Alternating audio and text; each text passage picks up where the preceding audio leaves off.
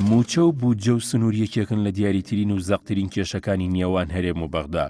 لە پێناو چارەسەرکردنی کێشەکانیشدا لەگەڵ بەغدا هەرێم زیاتر لە 100 جار و 100 شوێن نیەت پاکی و ئامادەی خۆی دەربڕیوە بۆ گفتوگۆکردن لە پێناو چارەسەرکردنی ئەم کێشەکەڵەکە بوانەی لەگەڵ بەغدادا.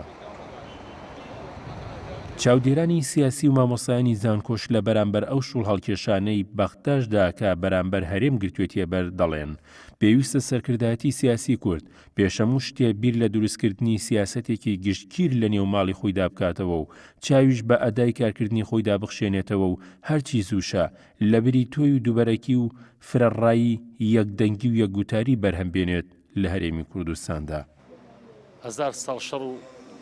هزار ساڵ شەڵ بە دەقەیە گفتوگۆ کۆتایی پێدێت. گفتوگۆ دانیشتن کۆتایی هەموو شتێکە کە دوجار کۆتایی بە شەڕ مەڵێنکاری ئەهێنێت. بۆ کاتی هاتوومە هێزە سیاسیەکان بەیەکەوە بە یەک دەنگ بە یەک بڕوا بە یەک قەناعەت بە لێکتێگەشتێکی یەکگرتوو کۆبنەوە بەیەکەوە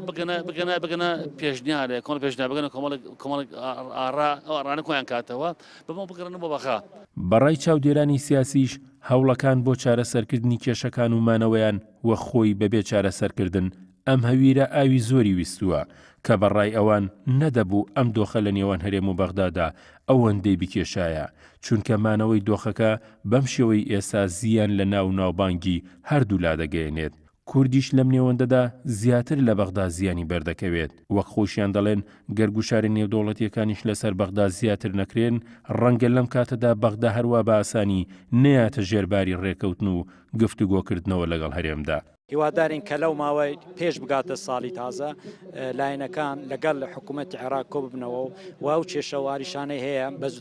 بە زووترین کات چارەسەریان بکەن چونکە بەڕاستی چیتر ناتوانرێتن ئەم بارودۆخە ئەوە درێژە بچێشێت چونکە زەرەری کوردی زیاترە لەوەی عێراق لەگەڵەوەش من دڵنیام لەوەی ئەگەر لایەنی تر گوشاری نێودەوڵەتیان ئەمریکیان ئەوروپی لەسەر حکوومەتی عەبادی نەبێ عەبادی ئامادەنیە بە هیچ شێوەیەک بەم میکانزمەی ئێستا ئێمە گرتومانەتەوە بۆ دانووساندن لەگەڵ عێراق بێتە پێشەوە.